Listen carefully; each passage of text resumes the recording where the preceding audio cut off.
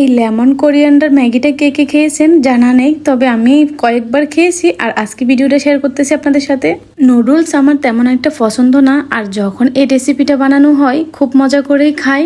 চলেন তাহলে এই সহজ রেসিপিটা দেখে নিই। এখানে নিয়ে নিছি রসুন কুচি, পেঁয়াজ কুচি, ধনিয়া পাতা কুচি, কাঁচামরিচ কুচি আর দিয়ে দিচ্ছি ছোট এক টুকরো লেবু। আর এখানে দিয়ে দিচ্ছি 2টা ম্যাগি মশলা আর সাদা তেলটা দিছি। সাদা তেলটা চাইলে আপনারা স্কিপ করতে পারেন। আর এখানে দিয়ে দিচ্ছি গরম তেল, অবশ্যই গরম তেল দিতে হবে। আর ভালো করে নেড়েচেড়ে মিক্স করে নিচ্ছি এখন।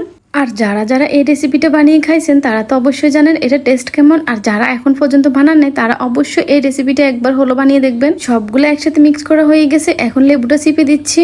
আর নুডলস কিন্তু অবশ্যই সিদ্ধ করে নেবেন, সেটা বলতে ভুলে গেছি। আর পানিটা ঝরিয়ে নেবেন ভালো করে, আর তারপরে ভালো করে মিক্স করে নেবেন সবকিছু একসাথে। এইভাবে মিক্স করতে কিন্তু আমার ভীষণ ভালো লাগে, আর আমার ভিডিও করতেও ভালো লাগে, তাই আমি এভাবে মিক্স করতেছি আর দূর থেকে ভিডিও করতেছি।